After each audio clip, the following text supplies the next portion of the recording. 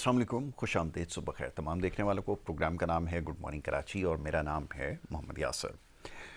नाज़रीन, programme good morning Karachi में मुख्तलिफ मामलात और मसाइल पर गुफ्तगू करते हैं। अवामी नौइयत के मामलात और मसाइल अमूमन प्रोग्राम में ज़ेर बहस आते हैं और मुल्की सियासी सूरत हाल के हवाले से हर तरफ बात हो रही है। और क्यों ना हो, इस वक्त पहले से ज़्यादा ज़रूरत है हालात हासरा से बाखबर रहने की। तहम उसमें ज़रूरी ये है, मैं बार बार ये बात दोहराता हूँ, कि सही ख़बर की जांच की जाए। और जिस किस्म की ख़बरें अब सोशल मीडिया के ज़रिए फैलाई जा रही हैं, ये कोई पहला मौका नहीं है या कोई नई बात अब नहीं है। इसी तरह के मामलात और वाक़यात जो है वो बढ़ा चढ़ा कर न सिर्फ पेश भी किए जाते हैं, बल्कि अब तो ज़माना क्योंकि बहुत तरक्की कर चुका है, एआई का दौर है, आर्टिफिशियल इंटेलिजेंस का, और हर तरफ एआई का जो है वो सहारा लिया जा रहा है। तो किस्सा मुख्तसर ये है कि एआई के ज़रिए भी बहुत सारी चीज़ें जो बनाई जा रही हैं, मुरतब की जा रही हैं, और उसके बाद फिर वो सिलसिला जो हमारे यहाँ एक है कि व्हाट्सएप ग्रुप्स के अंदर और फेसबुक के ऊपर और दीगर प्लेटफॉर्म्स के ऊपर उसको फैलाया जाता है।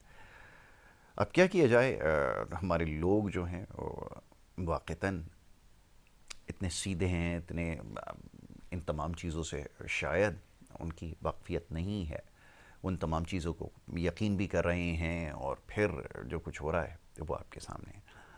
इन मामलों पर कोशिश करेंगे आज प्रोग्राम में गुफ्तगू करें, और उसके साथ ही जो कुछ गुज़िश्ता रोज़ होता रहा चंद दिनों में, उसके ऊपर भी बात करना ज़रूरी है।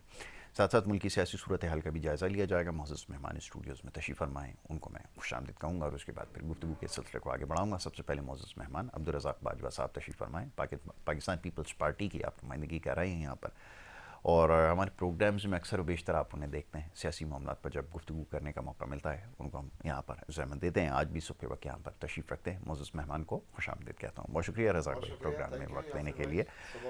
आपको भी सुबह खैर।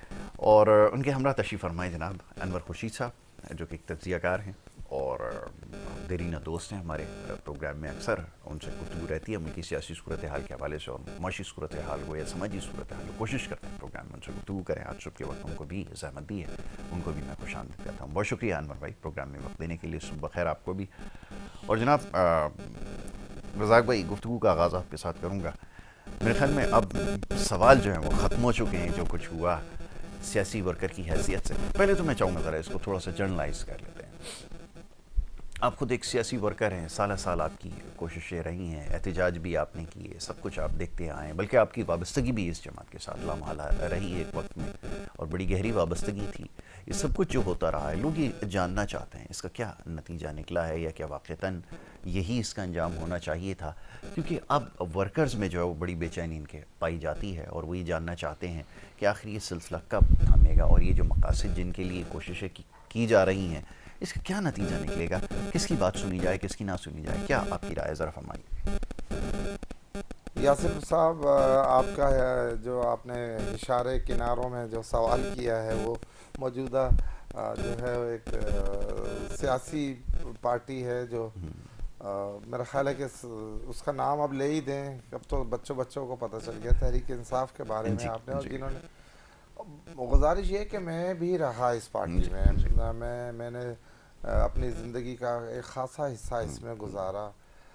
हम भी खान साहब की तकारीरों से, उनकी उनकी निजी गुफ्तगू से, और मुझे तो काफ़ी मौके मिले खान साहब के साथ बैठकर खाना खाने का, बिल्कुल। बात करने का, बहस करने का। शायद ये कम लोगों को मिले हों। जी जी। तो वो मैं बहुत मुतासिर था खान साहब की। जब वो बात करते हैं तो ऐसी बात करते हैं कि दिल में उतर जाती है। इसमें बिल्कुल नो डाउट, बिल्कुल इसमें कोई शक नहीं है। और उसमें बड़ा एक जिस जगह पर वो हो रही होती है उस जगह पे तो खासा उस वक्त तक एक जो है ना वो जादू सा हो जाता है कि यार हम हम भी ये चाहते थे कि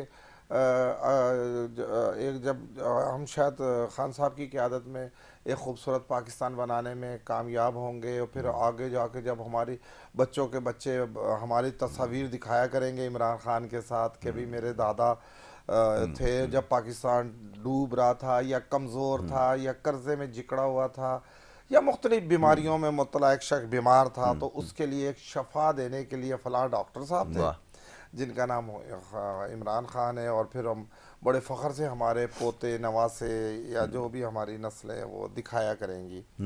उस जुनून में मैं सुबह का वक्त है, मैं अल्लाह सुबहान अल्लाह को गवाह बनाकर कहता हूँ कि अगर किसी लालच में गए हों या हमें जिस तरह का अब लालच इस पार्टी में आ गया है, तो हम तो पाकिस्तान को आगे बढ़ाने के लिए, पाकिस्तान को खुशहाल बनाने के लिए, पाकिस्तान बदलता हुआ पाकिस्तान के लिए, क्योंकि हमने बचपन में स्कूल से कॉलेज से ये पढ़ते हुए आए कि भाई कायद आज़म मोहम्मद अली जिन्ना के साथियों का भी बहुत एहतराम था, लियाकत अली ख़ान के साथियों का भी बहुत एहतराम था, अल्लामा इकबाल के जो उस वक्त के दोस्त थे उनका आज तक हम बड़े एहतराम से क्या हम खड़े हो जाते हैं उनके नामों पर इतना, क्योंकि उन्होंने एक जद्दोजहद की थी, एक उन्होंने एक मुल्क बनाया, एक अपने लोगों को शऊर दिया, एक तो अब हम में भी वही बीमारी आ गई थी कि हम भी कुछ इस पाकिस्तान को बेहतरी की। तो मैंने जब किया तो खासा वक्त गुजारा,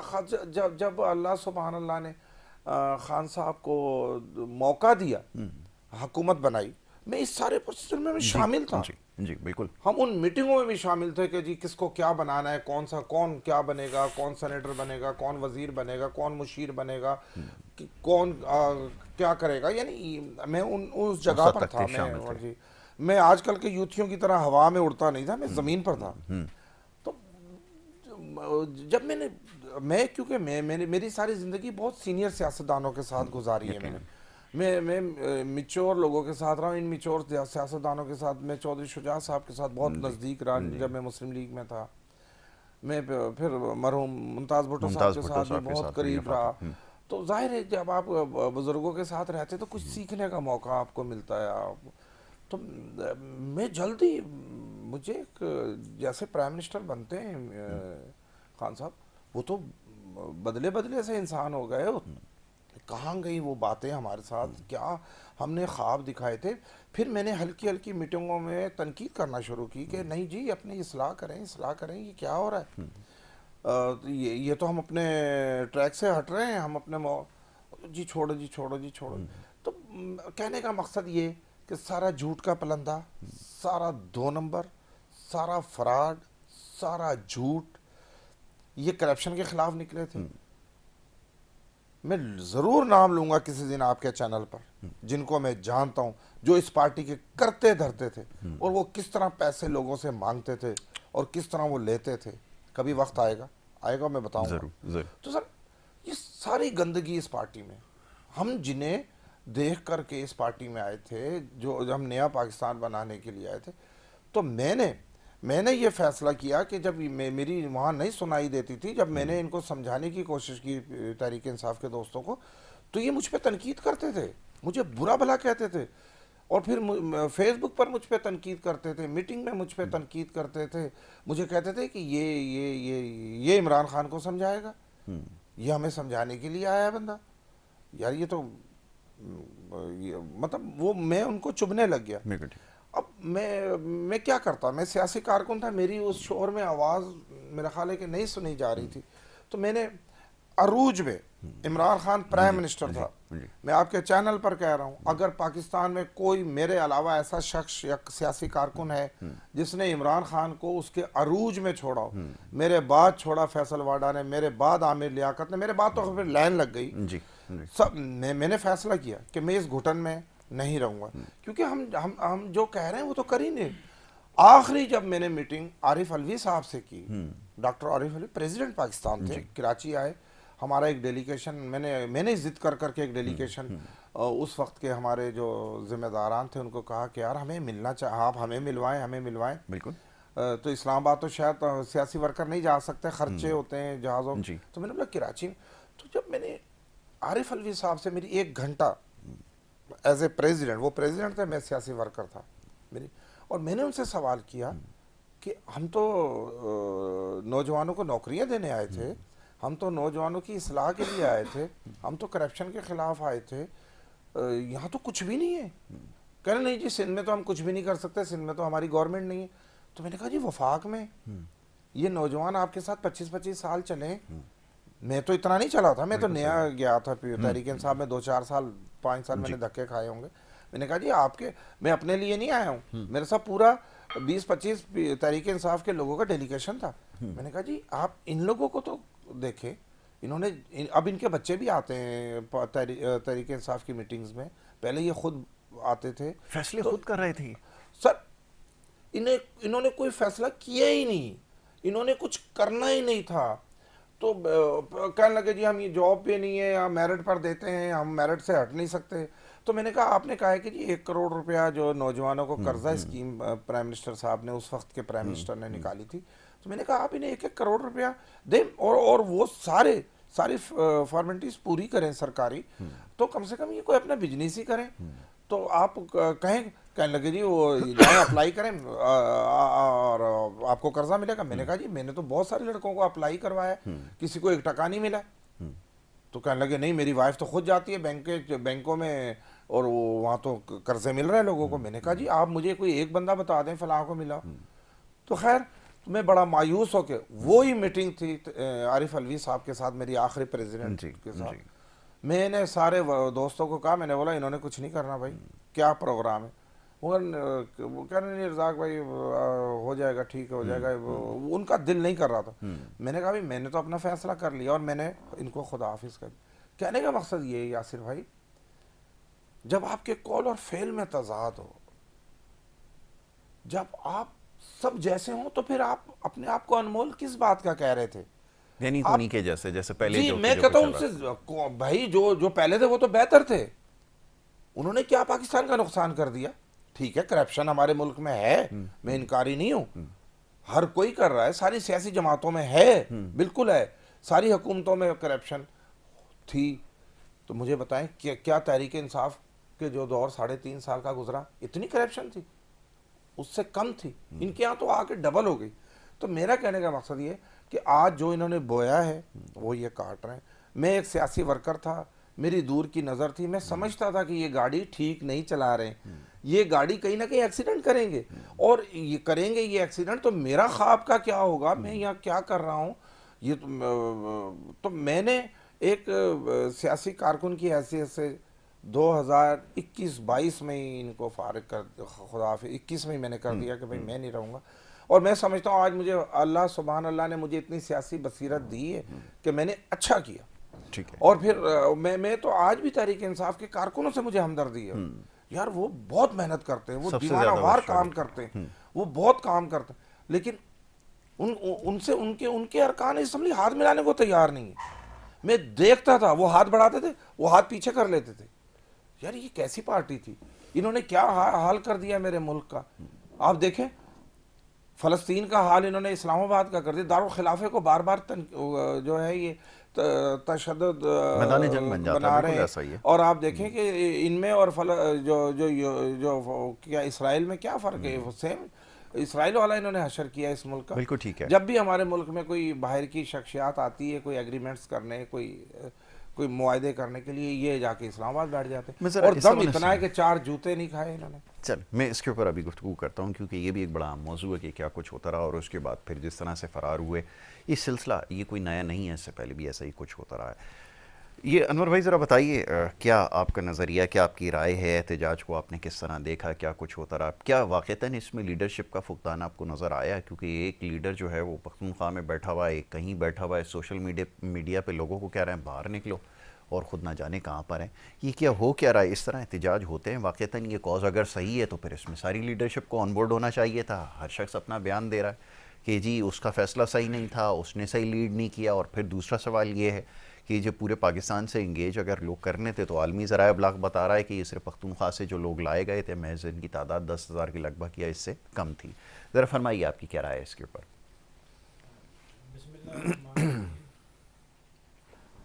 ये तादाद की तो बात शायद करना कोई ज़रूरी नहीं है, और ये कहना है कि सिर्फ पुख्तूनख्वा से बंदे आए थे, ये भी गलत है। ठीक है कि मैं तो 4-5 दिन जब से ये मामला शुरू हुआ है मसलसल हर तरह से देख रहा हूँ। पंजाब से भी लोग गए हैं, बलूचिस्तान से भी आए हैं, और पख्तूनख्वा से भी आए हैं, पिंडी इस्लामाबाद के लोग भी शामिल थे। तो एहतजाज हर मुल्क में होता है, और जो जमहूरी मुल्क नहीं है वहाँ भी होता है। मगर जो जमहूरी मुल्क होते हैं उनमें एहतजाज का एक तरीक़ाकार होता है और हुकूमतें इस हर जगह पे एहतजाज को फैसिलिटेट करती हैं।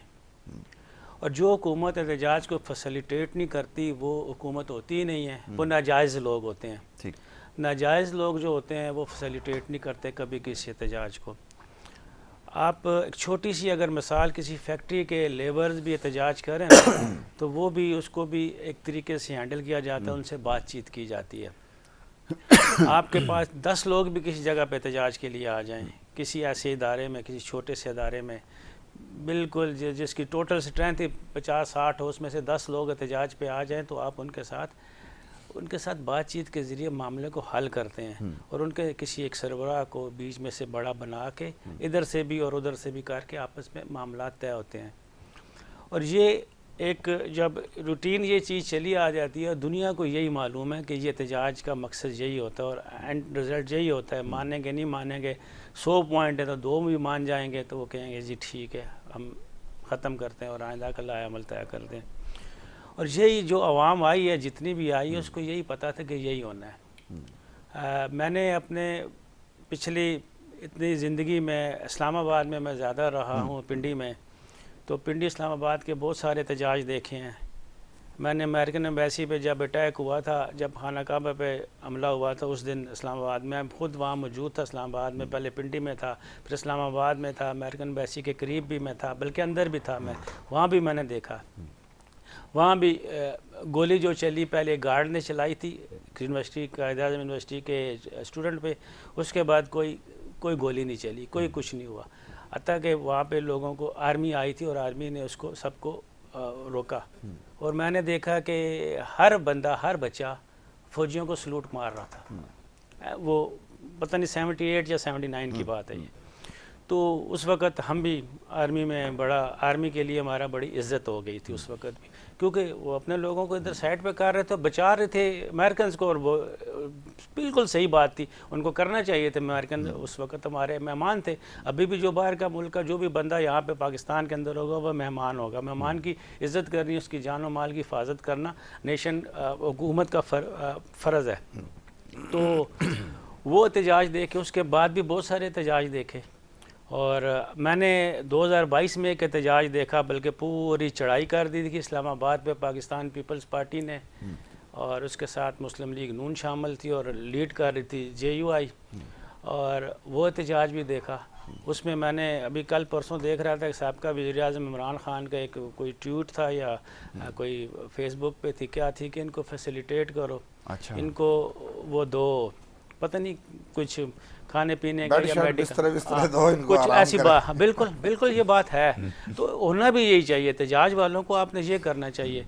मगर यहाँ पे हमने देखा कि हमारे वज़ीर दाखिला साहब ने पहले ही कह दिया कि जो आएगा रेड जोन में गोली मार दी जाएगी। ये कोई कानून नहीं है, आइन में नहीं है। ये नहीं, ये बात आपकी सही है, लेकिन आइन में ये बात है कि कोई बंदा आएगा तो उसको गोली मार दे जाएंगे। नहीं, लेकिन मैं ये समझ रहा हूँ कि ये जो अभी आप बता रहे हैं कि वो फैसिलिटेट करो और ये करो, जबकि मैं देखता था गैर मुल्की दौरों पे वो कहते थे कि इसका AC भी निकालो, इसका बिस्तरा भी निकालो, इसका ये भी निकालो और उसको भी। तो ये कैसे बात कर रहे हैं? मैं आपकी बात समझा नहीं, किसका AC? मैं आपको समझा देता हूँ। वो आप बात करें जेल की। नहीं, जेल की बात मैं नहीं कर रहा। AC रोड से AC नहीं निकलता। फैसिलिटेट करने वाले कभी रहे नहीं। आपकी बात से इसलिए मुझे जरूरत है, हैरान हूँ मैं कि आपने कहा। जी। अच्छा, फिर उसके बाद आप देखें कि जिस वक्त ये लोग आए, उनको जितनी तरह रोका, जितना कुछ कर लिया रोकने का, पूरे पाकिस्तान को कंटेनर लगा के रोक दिया, मगर ये लोग पहुंच गए। अब चाहिए ये था कि इनको जब वो पहुंच जाते तो जाके उनके साथ मुज़ाकरात कर लेते। हुकूमत के चंद वज़ीर जो गौर खान के साथ हो रहे थे, नहीं, वो कोई मुज़ाकरात नहीं हो रहे थे। इस तरह के मुज़ाकरात नहीं होते। जब वो बैठ जाते आराम से तसल्ली से, दूसरे दिन हर शख्स, आप सुनना नहीं चाहते, आप मेरी बात सुनना नहीं चाहते। अनवर भाई, आप मेरी बात सुनना नहीं चाहते। आप कहते कि आपने बाजवा साहब की 8 मिनट की बात आपने बड़ी जोर से सुनी। अच्छा, आप चलें, हुकूमत में है। हाँ, हुकूमत में। अब आप अपनी बात मुकम्मल करें। नहीं, मैं आपकी बात से तासुर ये मिल रहा रहा है कि आप इस वक्त मुकम्मल दिफा कर रहे हैं पीटीआई का, तो मैं काउंटर आर्गुमेंट करूंगा ना। मैंने नाम ही नहीं लिया। नहीं तो फिर ये जमात जो आप बात कर रहे हैं, ये डेमोक्रेट्स की बात कर रहे हैं, अमेरिका के एहतजाज की बात कर रहे हैं, यहाँ की बात कर रहे हैं ना। अच्छा, इसमें बहुत सारे हकाइक को आप जो है ना गलत तरीके से पेश कर रहे हैं, क्योंकि जब आप गलत तरीके से पेश करेंगे, तस्हीह करना मेरा काम है, मैं यहाँ पे बिल्कुल न्यूट्रल हैसियत में बैठा हूँ। पहले आप सही पर आपने मुज़ाकरात की बात कर रहे हैं कि मुज़ाकरात हुए, बाजवा साहब की बात मैं बिल्कुल नहीं बोला, एक लफ्ज़ नहीं बोला, अभी बोल रहे हैं आप। अच्छा चलें, आप अपनी बात दूसरी बात ये है कि गोली चलने तक तो मैं पहुंचा ही नहीं हूं अभी ना, कि गोली चली तो क्यों चली, तो कैसे चली, तो क्यों किसी ने किसी को ऊपर से नीचे फेंका और क्या हुआ, वो उन बातों पे मैं जा ही नहीं रहा। अभी तो मैं पीछे की बात कर रहा हूँ। एक होता है अब्बा दादा, एक होता है छोटा बच्चा। छोटे बच्चों के अगर गलतियां होती है, बाप दादा का काम वो नहीं होता। बाप दादा का काम होता है समझाना टेक्निकली और जो होता है ना सिचुएशन को देख के उसको हैंडल करना है। मगर यहाँ पे सिचुएशन को पहले से इतना खराब कर दिया गया था फ्रॉम द गवर्नमेंट। इस वक्त गवर्नमेंट भी पता है आपको कौन सी गवर्नमेंट है, बाजवा साहब को भी पता है।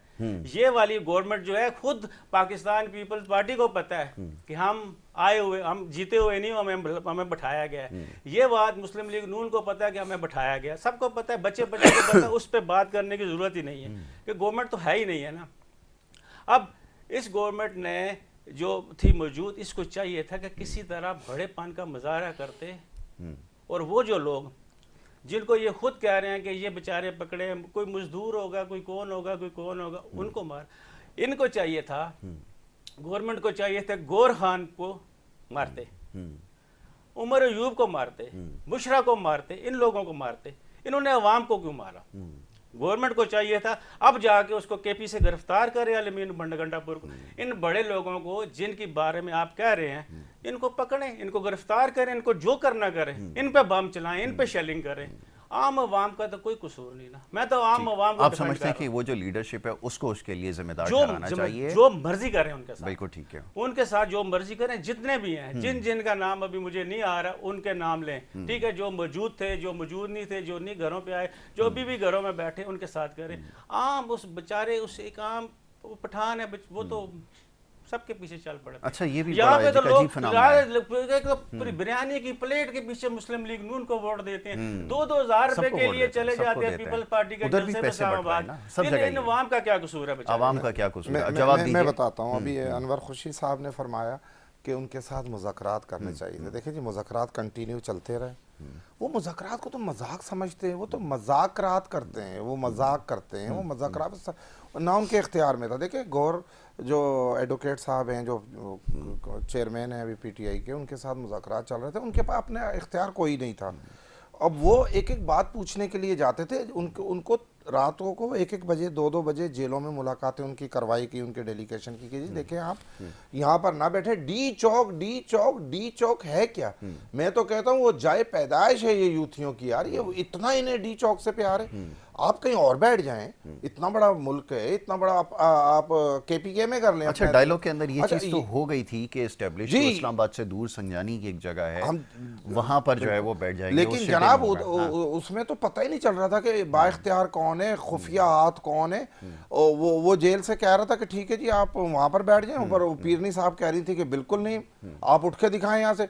वो सीएम जो केपीके के हैं अमीन गंडापुर साहब, उनको ये अरमाल बनाया हुआ था कि आप देखिए उनके साथ क्या है। मैं तो कहता हूँ, मैं तो गंडापुर साहब से कहता हूं कि ऐसी जिल्लत की नौकरी से तो इज्जत की मौत अच्छी है। अभी अनवर भाई ने कहा ना कि लीडरशिप को पकड़ते ना, उनका इसके ऊपर गिला है कि ये जो लोग थे इनके ऊपर क्यों तशद्दुद किया। सर, ये लीडरशिप थी कौन सी? एक पीरनी के अलावा तो कोई लीडर ही नहीं था वहां पर। वो जो तहरीक इंसाफ की लीडरशिप है, जिस दौर में मैं था तहरीक इंसाफ में, और जो तहरीक इंसाफ की खूबसूरत लीडरशिप उस वक्त की जो थी, आप देखो शौकत यूसुफजई का आप टेलीविजनों पर वो बच्चों की तरह रो रहा है। वो कह रहा है मैंने 34 साल दिए इस जमात को, अब इसे कौन लीड कर रहा है हमें पता नहीं है। वो कह रहा है हमें रसाई नहीं है इमरान खान साहब तक, हमारी रसाई नहीं है पार्टी तक। यानी 34 साल दे के वो सूबाई सदर रहा है वहाँ केपीके का, कोई आम आदमी नहीं है। मैं उसको जाती तौर पे जानता हूँ, मैं उस दौर में साथ था उनके। तो वो उनकी तो पूरी, आप कहाँ गया इनका वो जो स्पीकर था, क्या नाम है उनका, बड़ा अच्छा स्पीकर कौमी असम्बली जो था, हाँ कहाँ है वो बेचारा? नहीं अनवर भाई जैसे कह रहे हैं ना, चले पहले उनकी जो पीटीआई की फैसिलिटेट क्यों नहीं किया क्यों नहीं, एहतजाज क्या को क्या इतना करते हैं शुरू भाई, किया उन्हें गया? उन्हें उन्हें उन्हें रोक, एक हुकूमती एक दारुल खिलाफा है, रेड लाइन मुकर्रर है, उसका ऐलान गवर्नमेंट कर चुकी है, 144 लगा चुकी है। इन्हें इस्लामाबाद से कहा जा रहा, वहाँ जब ये KPK से निकलने के लिए आ रहे थे, फिर कह रहे तीनों सूबों से आए, चारों सूबों से आए। मुझे बताएं पंजाब से कितने लोग आए? अगर बलूचिस्तान से 200-400 लोग पहुंच गए या 100-200 लोग पंजाब से पहुंच गए, सिंध से तो 100-200 भी नहीं पहुंचे, वो हलीम आदिल शेख 15 लोगों को लेकर नहीं वहां पहुंचा। तो भाई तीनों सूबों में से तो लोग नहीं निकले, लोगों ने इनका बाइकाट किया है। और एक ही सूबे में वहाँ सारे जो चीफ मिनिस्टर को जो गवर्नमेंट की सहूलतें हासिल हैं, सरकारी मुलाजमीन, पुलिस के सामने पुलिस ला के खड़ी कर दी, शेलिंग वहाँ से वो लाएं, पुलिस वहाँ KPK की police, Punjab police, Islamabad police पर जो है वो शेलिंग कर रही है। और वो यानी, और वहाँ से वो दूसरा जो है ये अगवानी, जो जिन्हें इन्होंने जेलों से छोड़ा है, जिनको ये कहता है कि जी उनके साथ हमें बना के रखनी चाहिए, वो सारे अगवानी तालिबान वो हमारी फोर्सेस पर हमला कर रहे थे वहाँ। तो हुकूमत ने तो 2 दिन इनका, लेकिन हुकूमत के पास अब इन्होंने कहा ना जवाब कोई नहीं है, क्योंकि ये जायज़ हुकूमत नहीं है, उन्होंने नहीं नाजायज़ देखिए जी, मुंतखब हुकूमत है, इसी तरह हमारी सारी हुकूमतें बनी। पता है क्या इमरान खान की हुकूमत के अलावा सारी नाजायज हुकूमत है?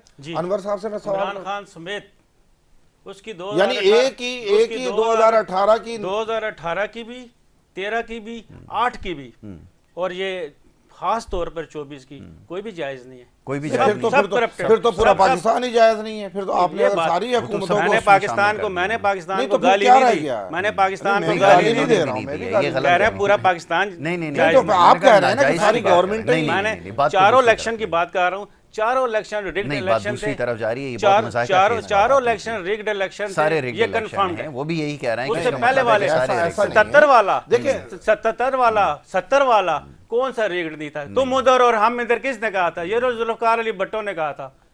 तो अब वो उस बताइए। वक्त उसको डिफेंड करें जरा, आप बांग्लादेश को डिफेंड अब करें। इसको छोड़ें, वो कह रहे हैं उसको डिफेंड करें, ये वाली आप बात अनवर कर रहे हैं। अनवर साहब, आप तजिया निगार हैं, या तो फिर आप PTI में शामिल हो जाएं, या वो कर नहीं रहे मैं आपको। मैंने PTI की गवर्नमेंट को जायज नहीं देखिए, करार उन्होंने दिया सब- 2018 की। आप न्यूट्रल होकर बात करें। 2018 में आपको सिवाय rigged election इमरान थी। खान के, सिवाय इमरान खान के आपको सारे ही बुरे लगे। अगर ये बात होती तो मैं कहता कि जी 2018 का इलेक्शन जायज था। नहीं, तो आपके कहने से क्या होगा? मुझे वो पता आपके है कि कहने वो, से कुछ नहीं मुझे होगा। पता है, उससे तो तजिया कुछ कर नहीं। रहा हूँ कि वो भी असल में रिग्ड था। मैं ये बता रहा हूँ, ये जो गैर तरबियत याफ्ता एक जमात थी, ये यहूदी लाबी की बनाई हुई पार्टी है। ये तरबियत याफ्ता जमात है, बात जो मुकम्मल हो गई। तरबियत याफ्ता जो थी ना, वो आराम से बैठी हुई है। ये बेचारे, इनको पता नहीं था कि घर अच्छा, कैसे पहले चलानी है। बात मुकम्मल हो जाए। हाँ, अगर ये मिच्योर होते और पाकिस्तान के दोस्त होते, ये जो 9 मई करते, 32 आर्मी की छावनियों पर इन्होंने एक ही वक्त में जो है चढ़ाई की। चले 9 मई तो हम अब ये जो 24 को नहीं, इन्होंने उसका की। तो ये इनका स्टैंड है ना कि इसमें कुछ शरपसंद अनासिर थे, जिनकी यही हिम्मत पे थे, ये सब कुछ यही थे, ये खुद थे, इनकी जमात थी, इनका लीडर था। मैं आपके चैनल पर कह रहा हूँ, सब कुछ इमरान खान की मर्जी से हो रहा है। और ये 24 का जो वाकया हुआ है इस्लामाबाद में, जो इन्होंने किया है, ये इमरान खान को पता है कि अब मेरे जो है मुकदमात आर्मी अदालत में चलने वाले हैं, फौजी अदालतों में, उससे बचने तो के लिए किया जा रहा है। उसको खौफ है, वो उसे पता है अब हमारा अंजाम क्या होगा। वो हुकूमत पर प्रेशर डालना चाहता है कि मुझे किसी तरीके से आप NRO दो। मैं आप बता रहा हूँ कि NRO इसको नहीं मिलेगा, NRO का रास्ता बंद हो गया, उसके लिए बिल्कुल बंद हो गया। जिसने जो किया है, उसको उसकी सजा मिले। ये खाली इमरान या खान का नहीं तहकीकात कह पहले रहा हो। हूं कि पाकिस्तान को जिसने नुकसान पहुंचाया है, जो पाकिस्तान के खिलाफ जा रहा है, वो नहीं बच पाएगा, बिल्कुल नहीं बच पाएगा। वो तो सदर बने हुए हैं, वो तो वज़ीर आज़म बने हुए हैं, वो तो लंदन राइवंड फिर रहे हैं, आ रहे नहीं हैं, तो जा रहे हैं। क्या नवाज शरीफ ने पाकिस्तान को नुकसान पहुंचाया है? इसके लिए आप कोई किसका कह रहे हैं? इसके लिए कुछ बोलना है? नवाज शरीफ ने पाकिस्तान को नुकसान नहीं पहुंचाया, बताएं ना क्या या किया? या पीपल्स मेरा पार्टी कोई ने ताल्लुक नुकसान- नहीं है नून लीग से। ओके, आप मुझे कुछ बताएं। ओके। आप पहले प्रेसिडेंट और वजीर आजम की बात कर दें। पाकिस्तान पीपल्स पार्टी की हुकूमत के दौरान पाकिस्तान 2 टुकड़े हुआ, ठीक है। 1971 में हमारे हमने ये चीज़ की। उसके बाद पाकिस्तान मुस्लिम तो लीग। ये यहिया खान कौन था? जरा मैं, हाँ, कौन था ये? पहले बात सुन लेना। यहिया खान कौन था? ये उसके दौर चले में बात हुआ तो है या मुकम्मल ये करें, उसका भी वक्त कम है मेरे पास। मैं तो दायरे की तरफ जाने नहीं चाहता, दायरे का तो इसमें कोई काम ही नहीं है। चलें चलें। क्योंकि मेरे मुताबिक ये 26 मई में पाकिस्तान आर्मी कहीं नहीं थी, उसने कुछ भी नहीं किया। तो पाकिस्तान आर्मी को मैंने अपनी आंखों के सामने देखा है। 26 मई की कौन सी बात है? 26 नवंबर 26 नवंबर 26 नवंबर को पाकिस्तान आर्मी के सारे जवान, ये जो प्रोटेस्टर थे इनके पीटीआई वाले, उनके साथ गले मिल रहे थे, सलाम दुआ हो रही थी। अच्छा। मैंने खुद अपनी आंखों से फुटेजेस देखी हैं और उनसे हाथ मिला के वहां से वो चले गए थे। पाक फौज की तो बात ही नहीं हो रही। अच्छा। मैं ये तो फिर मैं तो 245 किस लिए लगाई थी? मैं तो नाजायज गले मिलने से मैं तो नाजायज गवर्नमेंट की बात कर रहा हूँ, जो नाजायज गवर्नमेंट ने किया। मुझे किसी पाकिस्तान आर्मी के किसी फोर्सेस के किसी तरफ तर्जमान की कोई मैंने बात ही नहीं सुनी, ना कोई देखा है ना कोई पता है। सामने थे हमारे वजीर दाखिला, सामने थे हमारे वजीर दफा, सामने थे हमारे वजीर इत्तलात। ये 3 बंदे थे जो हैंडल कर रहे थे सारी सिचुएशन को। जाहिर है सिविलियन ने करना होता है ना, आर्मी ने तो नहीं करना है। तो आर्मी का तो नाम ना लेना। हमने कब लिया? अभी आप कह रहे हैं यहिया खान कौन था? अरे मैं तो 1971 की बात कर रहा हूँ यार। आप 24 नवंबर की बात से आप 1971 पे चले गए। चलिए 24 की बात कर रहे हैं। में चले जाएंगे, कहेंगे यूब खान 24 कौन की था? बात कर रहे हैं ना। नहीं मैं अब बात तो 24 आप की तो हो अभी- रही 24 की है। बात को रब्त रहे ना बात के अंदर, ये आगे पीछे ना हो। चलें आगे बढ़ें। मैं तो यही, मेरा तो वही नहीं, बार बार ये establish क्या कह करना रहा चाह रहा है, मैं समझ नहीं पा रहा मैं कि ये कहने का कह रहा मकसद क्या था है। हाँ। कि इस नाजायज हुकूमत ने 47 वो जायज अमल हो रहा था उसको रोक दिया, ये कहना चाह रहे हैं? नहीं, फिर मैं ये कह रहा हूँ कि उन बेचारे लोगों पे क्यों गोली चलाई? वो गोली चलाते उन पे जो कि लीडरशिप थी। किस पर गोली Leadership चलाई है? से। कौन बस जख्मी है? मैं वही तो ये मैं- कह- कौन है अब जख्मी? जरा आप उसके बारे में भी कौन जरा हलाक बताएं हुआ ना। है? किस कौन अस्पतालों में पड़ा है? कौन से कब्रिस्तान में किसकी तफसील हुई है? कुछ बताएं तो सही। झूठे इल्जाम हुकूमत पे आप लगा रहे हैं, फौज पे लगा रहे हैं और सिविलियन पे लगा रहे हैं। फौज की मैंने बात नहीं की। नहीं तो ये फौज इल्जाम की फौज पे कोई इल्जाम, फौज की मैंने ये बात इमरान नहीं खान की। भी कहता है फौज में मैंने कुछ नहीं किया, मैंने लेकिन तो वो पीछे क्या मैंने करता ये है, सबको बताया कि बताता फौजी हाथ मिला के चले गए थे दोपहर के अच्छा, वक्त, चले गए शाम थे। के वक्त, और वो 26 रेंजर्स तारीख की को। गाड़ी ये के किसने नीचे किया है? रेंजर की बात मैं नहीं कर रहा, मैं वो फौज की किया बात कर गया। रहा हूं। कोई गोली नहीं चली है, कोई गोली नहीं चली है, कोई जख्मी नहीं हुआ है। लोग हंस रहे कोई होंगे। डंडों से लोग जख्मी हंस हुए रहे होंगे। लाठी चार्ज किया होगा पुलिस ने, रेंजर्स ने, आर्मी ने या किसी फोर्स ने, कोई अच्छा, गोली नहीं ओके। चलाई है। हालांकि वहां अल जजीरा टीवी 245 लगा हुआ है। अल जजीरा टीवी जो है वो झूठ बोलता है। नहीं वो आप जो कुछ आपका बता रहे हैं, फिर वो भी मानना BBC पड़ेगा। वो झूठ लाशें बोलता कहाँ है। गई? दो वो रिपोर्ट जख्मी किया कहाँ उन्होंने। हैं? वो जख्मी 2 कहाँ लोगों हैं? को वो रिपोर्ट लाशें किया कहाँ हैं? उन्होंने, किसने? जिसमें से 8 हुकूमत के और 2 आपकी जमात के उन्होंने मेरी निशानदेही कोई की जमात नहीं है, जिसके मेरी बारे कोई में आप जमात बात नहीं कर है। रहे हैं। मैं मेरी जिसके कोई बारे में आप नहीं, बात आप कर ये रहे हैं। गलत कह रहे हैं कि मेरी जमात। अच्छा चले, मैं आप एक जिसके बारे में तजियाकार हूं, जिसके मैं दिफा में न्यूट्रल बात कर रहा हूं। न्यूट्रल बात का तासुर मिल नहीं रहा, माफ कीजिए। आप जिस किस्म की बात कर रहे हैं ना, इस वक्त आपका सारा गुस्सा हुकूमत के ऊपर है। आप ये कह रहे हैं कि जो लोग थे उनको एहतजाज करने का रास्ता देना चाहिए था। रास्ता हुजूर देना सुनिए, चाहिए तो सुनिए, amicably सुनिए, तो बात सुनिए। मामले को सही वहां तरीके से से हल स्टेट करना मशीनरी चाहिए। आकर जब टेयर गैस से गने फायर कर रही थी ना, जरा ये बताएं पाकिस्तान में कितने लोगों के पास ये गने हैं, उनके पास लाइसेंस है इसका कि वो टेयर गैस पब्लिक के पास। बंदूकें लेकर या शेल लेकर जो है वो जाएं? नहीं, फुटेज मैंने- के अंदर है। अल मैंने- जजीरा की मैंने- आपने बात की, अल जजीरा ने दिखाया है। मैंने टीयर गैस के जो भी देखे हैं वो तो शेल सारे इसने पुलिस ने किए, पंजाब पुलिस ने, तो अनवर इस्लामाबाद भाई, पुलिस फिर ने। आपका तो जो फिर है ना, तो आप तजिया निगार वाकई तजिया न्यूट्रल निगार। तजिया चले, निगार, मेरे पास इसमें वक्त तो कोई खत्म हो शक गया नहीं। है। इसके बाद दूसरे सेगमेंट की तरफ बढ़ना है। बहुत शुक्रिया आपका अब्दुल बाजवा साहब, अनवर भाई बहुत शुक्रिया आपका। तो नाज़रीन, ये हमारा पहला सेगमेंट था। दूसरे सेगमेंट की तरफ हम बढ़ जाएंगे एक छोटी सी ब्रेक उससे पहले, और ब्रेक लेके वापस आएंगे। आप देखते रहिए हमारा प्रोग्राम।